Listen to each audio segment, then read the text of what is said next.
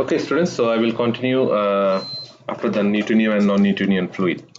So, as I said, for the Newtonian fluid, the stress is proportional to the strain rate. Okay, so we can say that this one Ij is proportional to your strain rate. Okay, because we consider the incompressible Newtonian fluid with constant properties. So with that is the incompressible means density will not change or any physical property will not change.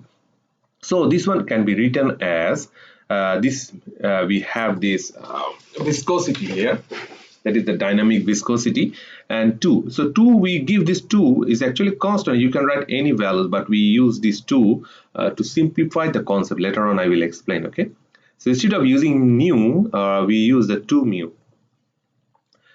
So this one is, but we are satisfying the relationship, right? It's actually proportional to this one because 2 is a constant.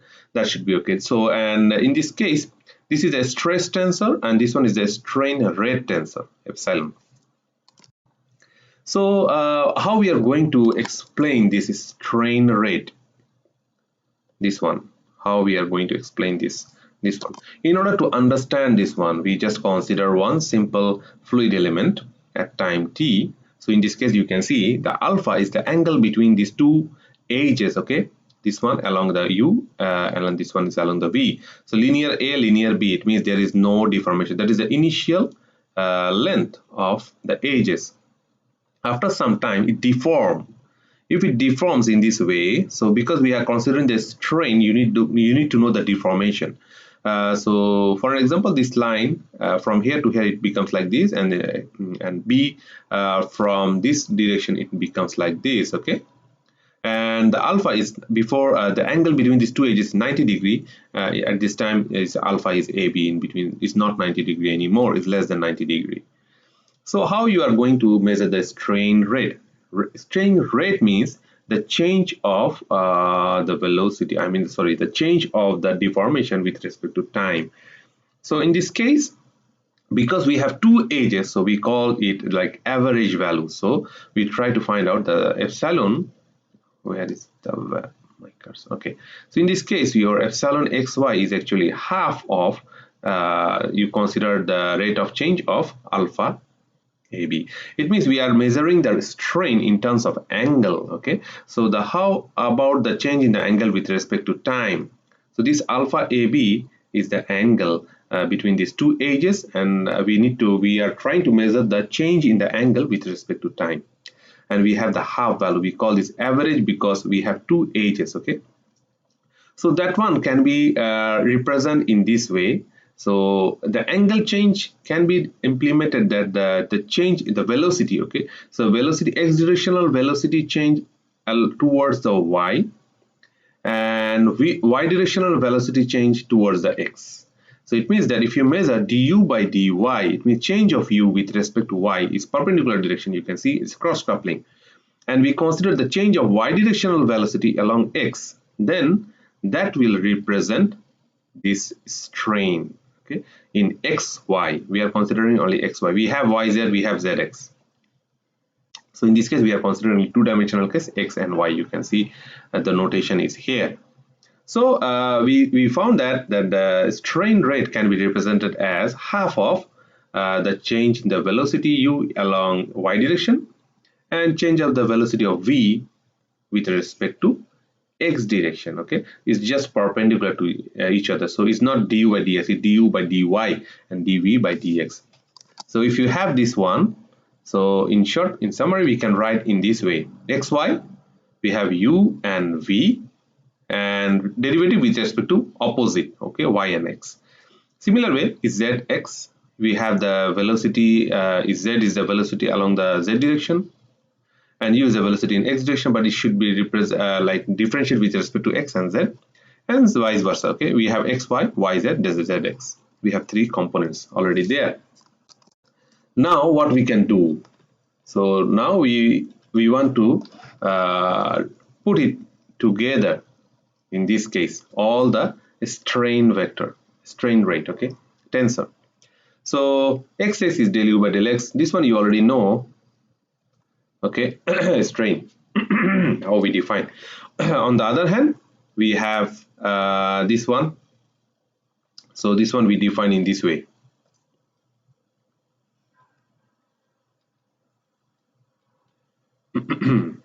Okay,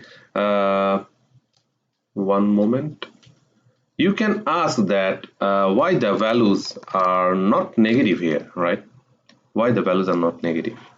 Because if you go back, we see here we have the negative values here, negative, negative, negative.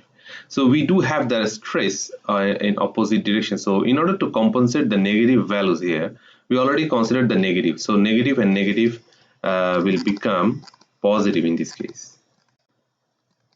Okay, so when we have the expressions, say epsilon, we have this negative already considered. Okay, because the direction is opposite, so that's why we are not putting the minus here, because it's already become positive, and it means that we are already considering the direction in the proper way. So if you have this one totally, next what you can do, this is the strain tensor, right? Now you put the stress tensor. So stress will be like this, 2 mu and multiplied by this strain, right? So relationship is here. So the stress is 2 mu multiplied by strain. So similar way, so if you have 2 mu multiplied by strain, 2 mu, so half and 2 is already gone. We have only mu, mu and mu, all are mu, and there is no minus here. So in short, if you want to write it properly, the total tensor should be we have the normal tensor and we have the stress tensor, okay, shear stress and normal stress. So we have this summation of these two. Okay, so if you could follow up properly, then what we can write? So now we can write the Cartesian coordinate. We are considering, just consider the x directional component. So we have this one is as usual before, we have x direction and this part. If you go back, if you want to recall the expression, general expression for the momentum, the Newton's second law. So this is the part, right? So we have this part. So now we have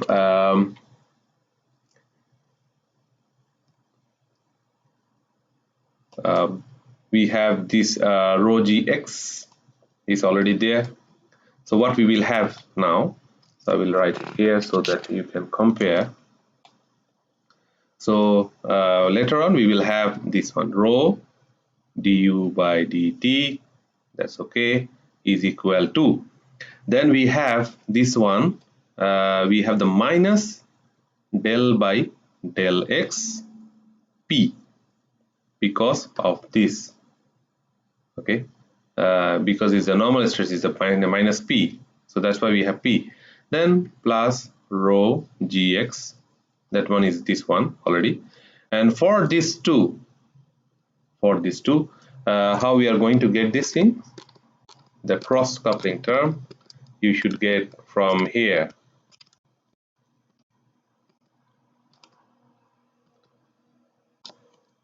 This term 1 2 3, this is x direction, right? So we will have 1 2 3 term.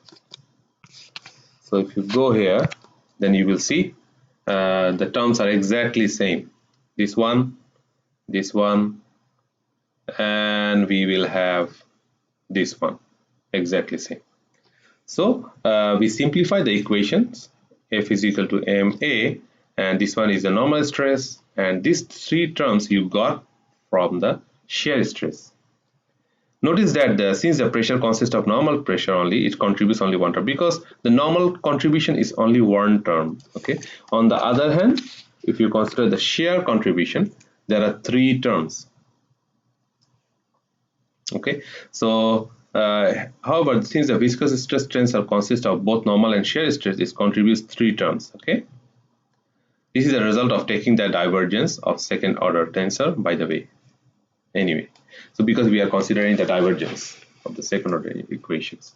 So next we can more simplify it. As long as the velocity component are smooth, remember, if the velocity component is smooth, there is no change in the velocity. So actually the x, y, z, the order of differentiation is irrelevant. So whether you differentiate with x to y, with x or y or z is actually is the same, okay, as far as the velocity is smooth. So we can write this one like this. If you have del z by del w by del x, you can interchange. You can write del by del x, del w by del z, should be okay, because whether you consider x, y or z different while differentiating, as far as the velocity is smooth, it will not affect your result. Okay, so what else then you have? So what will be the consequence? So you can simplify it more later. So this one you have here like before, this is the same, this one is the same, and then what you can do, so this is before we had like this, okay, I write it down. Before we have that minus del p del x plus rho gx plus we have 2 mu del square u by del x square. Okay, before we had that. So what we do here, we have 2, right? So mu is here, del square u by del x square, and del square u by del x square we write the same, but we write like this way: del by del x, del u by del x. Actually del square u by del x square, right? We just reshuffle it to simplify the equation. Other things, we also have mu common. You can simplify del by del x, del v by del x, and we have the del square u by del y square, and again we have del by del x, del w by del z, and del square u by del z square. You can simplify it from the previous equation, from this one. Okay, so del square u by del y square, del square u by del z square, you can see, and this one you just reshuffle. It means del by del x, del by del w by del z, and then if you simplify it, you will get this one. You have del by del x common, and del square u by del x square, del square u by del y square, del square u by del z square. Okay, but you can see here this one is actually Laplace equation. Okay, it means nebula square u is Laplace equation, and this one is equation of continuity. This one is equation of continuity, that is 0, right? So what we will have now, so if you go here, so we will have rho del u del t minus, this is like same, this is like same, then we have the mu del by del x is actually 0 because the equation of continuity is satisfied. So that's why we don't have any term here, and then we will have mu, this one is the Laplace equation, that is nebula square u, nebula square u. So you, in short, your expression, the equation will be this one. So I hope you understand. And then this is the x directional component, so you can write the y directional component in this way, v, and then you can also write the z directional component in this way. So this is the expression for the Navier-Stokes equations. This we are continue to derive it, and later on this can be represented overall in this way. Okay, so in this case we have rho dv, because in this case v is u, v and w together. Okay, and then minus we have then we represent in this div, divergence of p, sorry, not divergence, sorry, gradient, grad p, because del p by del y, del p by del y, sorry, del p del x, del p del y, del p del z, we call this gradient. And then rho g, so x, y, z, we call this vector, and in this case we have the Laplace equation. So you can see this one and this one. So if you go at the first slide, we use grad f. Okay, del f by del x, del f by del y, del f by del z. In this case, we also have del p by del x, del p by del y, del p by del z. So we have the grad p. Okay, and we also have the Laplace equation, Laplace square f, because we have del square u by del x square, del square u by del z, del y square plus del square u by del z square. So that's why this is the simplified form of Navier-Stokes equation for incompressible flow with constant viscosity. Okay, so there is another way to represent this one. That is in case of ideal fluid, we have different sets of equation. It's like it's similar, you can see here, but we will not have this this pressure term. Okay, so we use this Cauchy equation. So based on Cauchy, so this one I will explain later on when I will discuss the ideal fluid. Okay, now we are not discussing the ideal fluid. Next is so the equation of continuity and Navier-Stokes equation expanded the Cartesian coordinate. So if you expand it in case of a Cartesian coordinate, so we have rho, we have dv, so we have the steady or unsteady. If you consider both, so it can be represented in this way: rho du by dt. Okay, then you have u del x del v del y del u del z should be okay.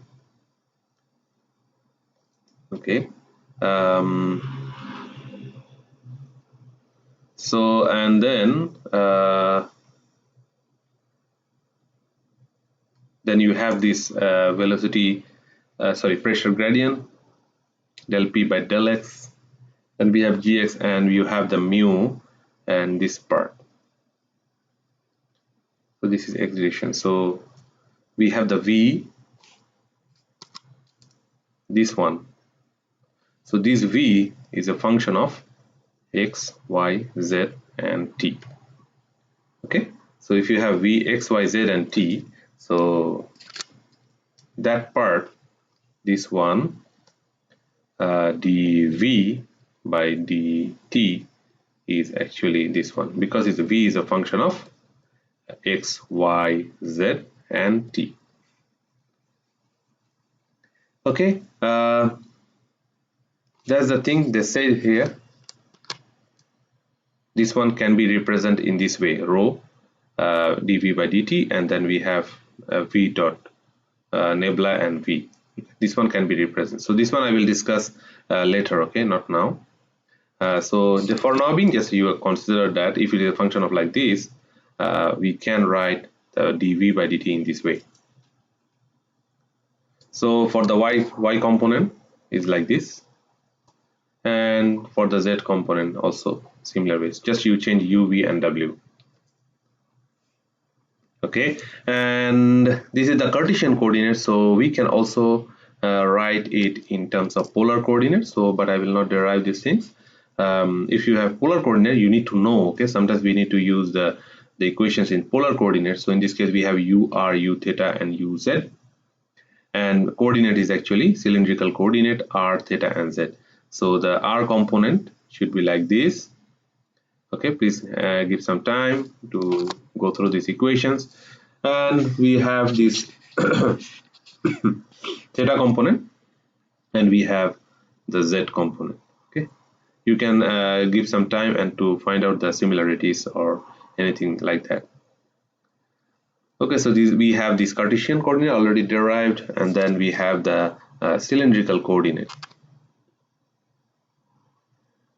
Okay, so this one, they represent it in case of cylindrical coordinate, the tensor should be like this. Okay, so we have r theta, r z, then theta. This is for the line represents the r values, theta value, and z values, and these tensors are the tensor that we get. Okay, the stress tensor for r, theta, and z. You can get this one from the equation here, and these are the things. Okay, so next we have one problem to solve. Let's try to discuss this one. So he said that consider the steady flow, maybe two-dimensional incompressible fluid, okay, of example 9.9, but this one not necessary. You need to know, given that the V is like this, okay, sorry, it's already crossed. So V is this one means, so here this one is U and this one is V. Calculate the pressure as a function of X and Y. So you have to calculate the P, del P by del X and del P by del Y, or you need to calculate P is a function of X and Y. Okay, so how to calculate this one? So you need to read, okay, so the assumptions are there, the analysis, the steps are there. It's already solved for you. Anyway, for a given field, we need to calculate the pressure. In short, what we need to consider, we need to find out the pressure if the velocity is given, right? So assumption is the flow is steady, okay, the flow is incompressible with constant properties, the flow is two-dimensional in xy plane, gravity does not affect in either x or y direction. It means the gravitational effect gx and gy is zero. Only we consider gz, okay? So first thing you need to focus on the equation of continuity. Is the equation satisfy the equation of continuity? Because if it doesn't satisfy the equation of continuity, we cannot proceed further. So okay, so it said that we need to satisfy the equation of continuity. So del u by del x, del v by del y, del w by del z is a two-dimensional flow, right? You say this assume is a two-dimensional flow, so we don't have any del w by del z, zero. On the other hand, del u by del x, in this case you have u here, so if you differentiate this one, it means in this case u is ax plus b, so del u by del x is how much? A, only a, right? Del u by del y in this case is minus a, so in this one is 0, so a minus a should be 0, so it satisfies the equation of continuity. That's good. Okay, so then we move forward, then we try to find out does the equation is satisfied, the continuity equation satisfied. If the continuity is not satisfied, we cannot do the analysis. So next thing we need to consider the Navier-Stokes equation. So Navier-Stokes equation, you remember that the rho del v by del t, okay, u del v by del x, del v by, so this one is y directional they consider. Is actually okay, so in this case the y directional they consider y component and del p by del plus, all things are there, okay. So del v by del t is a steady flow, so there is no derivative term with respect to t, okay, 0. So then u del u by del x, u is this much, right? U means ax plus b, and del v by del x is actually c. You can see del v by del x, in this case c. Similar way, you just put the value of v, del u by del y, you have this minus a, and z component we have two-dimensional case, we don't have this one. P pressure we need to find out. So this is the equation that we have that relates the pressure and velocity, Navier-Stokes equation. So gy, we don't have any y directional component as we said for this gravity. Del square u by del x square, del square v by del x square 0 0, and this one is because 2d there should be not value of this. So if we simplify it, what we will have, just get the expression del p by del y, and then you can write it down, simplify it, you will have this one. Try to do it, okay. So and similar way, for the x component, del p by del x, you also can calculate in this way. Please try to do it by yourself. Just write the equations for x direction, and then you will get the values. Okay, so we have del p by del x, del p by del y. So next thing what you need to do, so is satisfy the conditions. Okay, so hold on. So x momentum equation is also satisfied provided that we can generate a pressure field that satisfy equation. It means that now if you can generate this pressure, it means del p by del x, if you can generate this one, if you can generate this expression, I mean it can you can satisfy the equation 2 and 3, then you can move forward. It says like that. Then in order for a steady flows solution to exist, P cannot be a function of time. Okay, therefore a physical realistic steady incompressible flow field requires a pressure field P, X and Y, because it said the steady flow, so P is a function of X and Y. That is a smooth function of X and Y, and there can be no certain discontinuities in either P and derivative of P. Mathematically, this requires that the order of differential equations X then Y and Y versus should not matter. It means you can actually change del by del X or del by del Y, which you can interchange as far as the flow is smooth. So here it says like that. So del square P by del X del Y. So is actually you can represent like this, del X del Y del P by del Y, or you can also represent in this way. Okay, so and this should be okay. Interchanging is okay. The equation 4 shows that the P is a smooth function of X. So here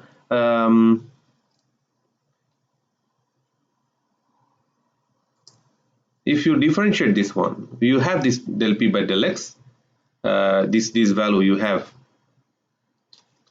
Okay, so from here, so this one you already have is this one, so you differentiate this one with respect to X. There is no X, is actually 0. On the other hand, if you differentiate this one with respect to Y, there is no Y, that's also 0. So it means that this satisfy this one and this one is 0, it satisfy the conditions. Okay, so in this case, if it doesn't satisfy, you cannot move forward. Say that like this. So here the P is a smooth function of X and Y, because you already verify that you change with the X and Y and you find that it all are 0. So thus the given field velocity satisfy the steady two-dimensional incompressible Navier-Stokes equation. All satisfied. Steady is two-dimensional incompressible satisfied.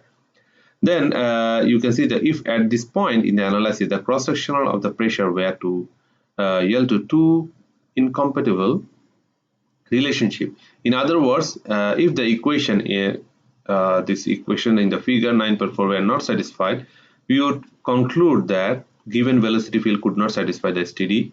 It means it cannot satisfy the Navier-Stokes equation, and we would abandon our attempt to calculate the steady state pressure or steady pressure.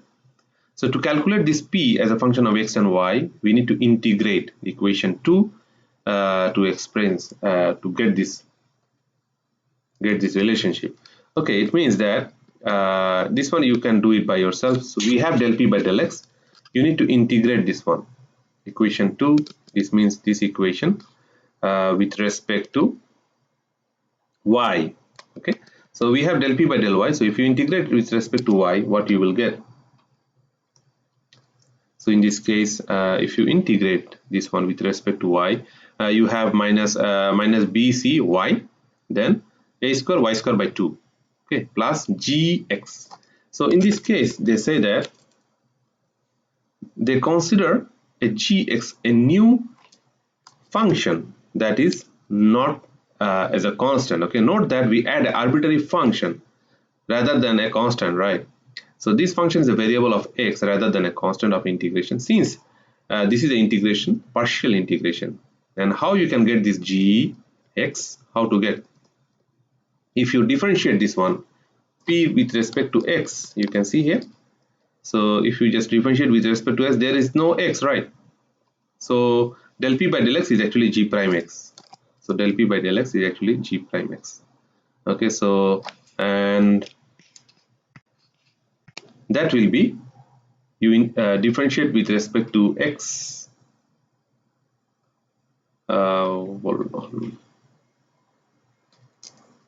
So this expression, how you get, you already have this one del P by del x here. This is the expression you already have. Okay, so this expression you get the value, get the expression, and you have this one here. So you already have g prime x. So in short, what you will get, so you got that your answer is P of xy is actually rho minus bcy minus a square y square by 2, okay, and then we have this gx, where if you want to get the gx, you need to integrate with respect to x. You integrate, and the value you will get, you need to put it here. That will be your pressure. Okay, I will explain re-explain the things briefly again in my class, so I hope that will help you to understand. Okay, that's not the difficult. Okay, I try to explain it.